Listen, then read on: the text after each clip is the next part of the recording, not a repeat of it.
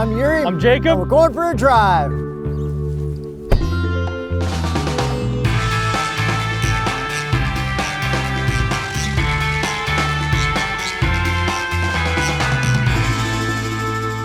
...2021 Nissan Rogue. Platinum all-wheel drive without launch control.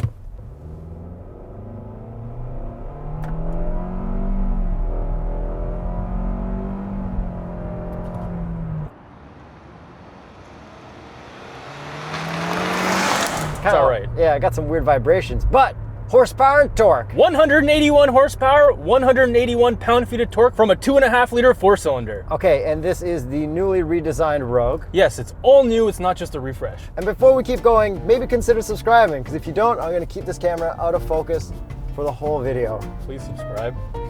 I'm going to talk to this camera now. Oh no! Subscribe. You can solve this. Should we start with the looks? Because it does look kind of interesting. It looks totally different than the previous gen, so yeah. Starting with the front, we have the V-Motion grille. Yeah, which I think should be called the U-Motion grille because it looks more of a U than a V. Yeah, anyways, I think it looks pretty all right. It matches this more than previous generations matched the front ends. And the headlights are kind of weird. They're doing that split thing. Like the Palisade has, where it kind of goes around. Yeah, and then like the Hyundai Kona and the Jeep Renegade, I think, started. But I don't think they did... Cherokee, sorry. But I don't think they did as good of a job as those other ones because the DRLs don't really connect as nicely. They're just not as high quality lights. Yeah, I agree. Like looks-wise. Yeah, they may illuminate just fine. Yes.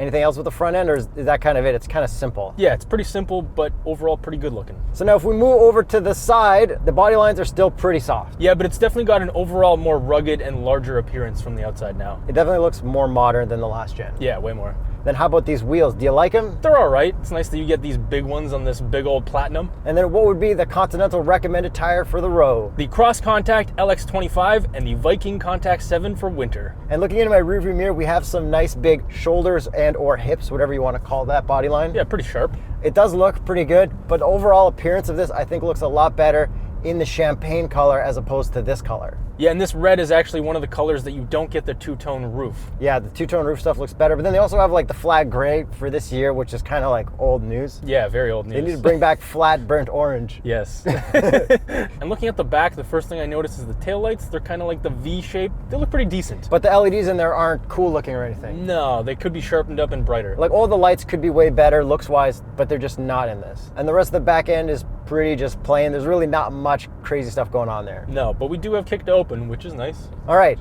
overall looks-wise, solid improvement. Is it the best looking in class? Probably not, but in Champagne, just maybe. Yeah, I think the Mazda CX-5 and the Toyota RAV4 look better than this, but this looks better than the Honda CR-V. Okay, but is this competing with the new Tucson? Yes. Looks-wise, like, oh my or God. Santa Fe, one of those. No, I think it's the Tucson. Oh, yeah, that's the new one. Yeah. Damn. All right, guys, a lot of you guys aren't subscribed, and because you're not subscribed, Mitsubishi won't let us review these two iMeves yet. So please subscribe so we can review iMeves. Look at those beautiful little iMeves.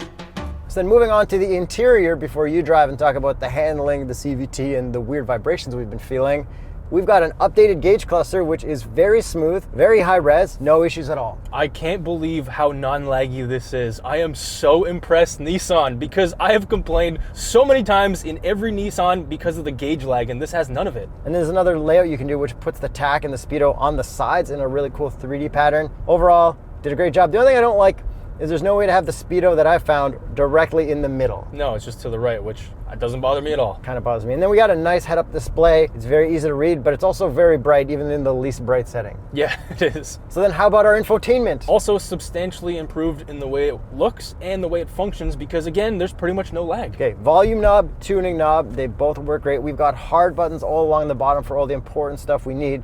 And then we've got Apple CarPlay and Android Auto, but only Apple CarPlay is wireless, but you can also plug it in. That's right. And then while you're in any screen, at the bottom left phone icon will always show which will be your Apple CarPlay or Android Auto projection. And this does rewind Sirius XM satellite radio. But you need to click a replay button to get to that screen. But then once you're in that screen, if you toggle through your favorites on your steering wheel, then you don't have to change that. You can just rewind whatever you want. And we have super high res reverse and 360 cameras, which is amazing. Yeah, I'm shocked by that decision, but the only thing that sucks is when you click the camera button to go through your different options, you'll only see the front right wheel. Yeah, we couldn't find it to display any other wheel. Yeah, like Kia and Hyundai will do both front wheels or the back wheels wherever you're going. A lot of other companies will, so I think they're missing that out, but high res, so Yeah. Step in the right direction. And then we have hard buttons for all of our climate controls, and they all function pretty well. We've got heated seats, heated steering wheel, and below that we have USB and USB-C with a wireless charger as well. Which makes sense for wireless Apple CarPlay. And I love the slow transition into the future with USB and USB-C, not just full USB-C. I agree. And we do have some gloss black in here, but it's not too bad. We have this weird kind of pre-scratched gloss black, which I'm definitely kind of okay with. Yeah, the line material is nice, but then this wood material is hilarious because it looks textured, but it's just like screen printed on or something if you look close up. Yeah, I had to touch it to find out, so they did a good job of tricking me. Yeah, for a Nissan Rogue, it's exactly what I'd expect from them. And all the materials generally are actually really nice. Everything that you touch, where your elbows are, but the cheapest thing that I find to be in this interior is actually this shifter, because it's just the way it feels. It feels lightweight. It feels plasticky and cheap, whereas everything else here is like not plasticky and cheap feeling. All right, guys, we've been asking you to consider subscribing for a while now, and obviously you guys aren't considering hard enough. So maybe just subscribe if you watch a bunch of our videos. Stop thinking about it. Yeah. And before you drive, I just need to go through this puddle real quick. Okay. All right, your turn to puddle it. Puddle control.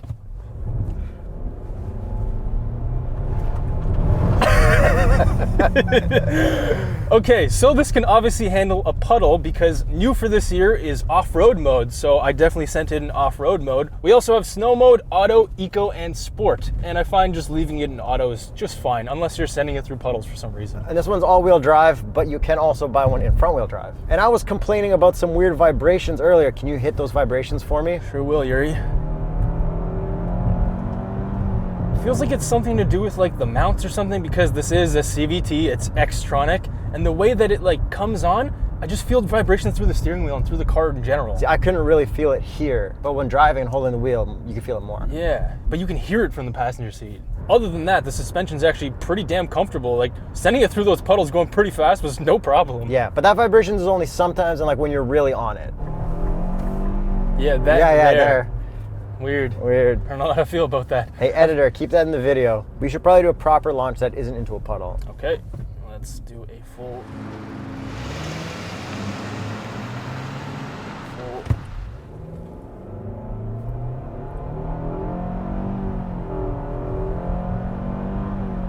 That's in sport mode. It's not bad. It's actually like one of the better CVTs I think I felt. Yeah, speed is adequate. If that means anything.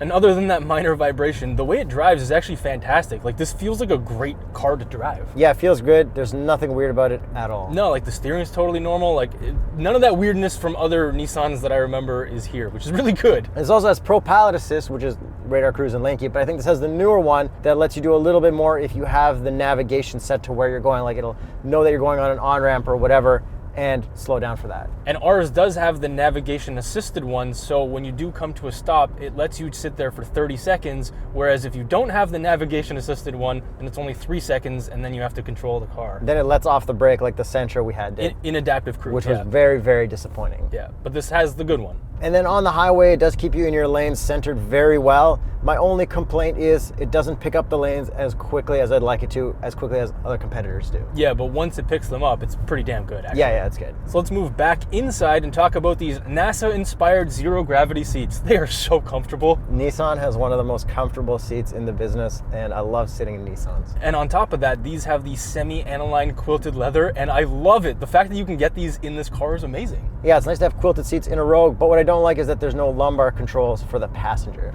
Yeah, that's right. Only on the driver, which, again, to get to the price point that it's at, that's what they got to do. Then how about backseat room? Fantastic for myself at 6'1.5". And in the back, we do get peasant blockers, which is amazing. Yep, it's very good. And the doors in the back open like almost a full 90 degrees, which they tell us is pretty good for putting a baby in a car seat in there and stuff like that. That would make sense, and they do open shockingly big. And then we do have a whole lot of trunk room right now, and then we got some panels that can go under the bottom, so you get a little bit more room. We don't have our boxes today because we're on a little bit of a daily press trip kind of thing. Yeah, our footage probably looks totally different than our regular stuff. Because it's raining. Yes. And one thing that I noticed is actually really quiet in here. Like, shockingly quiet for this price. It's definitely more surprisingly quiet than I'd expect it to be. Yeah, now our normal tests will fit a small cup just fine. Visor test. Ooh. It says sliding visor, so I assume... I think we know. 3, 2, 1. Good job, Nissan. Shout out for writing sliding visor on it. That's like a Ford thing. And lastly, they did mention that this is drive-by-wire now, so you do have more room underneath where the shifter is. Yeah, for storage. Which I actually have been using for my cell phone and stuff, even though I have a wireless charger. Masks, sanitizers, all that crap you got to carry these days. Oh yeah. So I guess that's pretty much it with the new Nissan Rogue. Let's get to the price. It's actually pretty cheap, and this one's fully loaded at $39,998. Canadian. Yeah.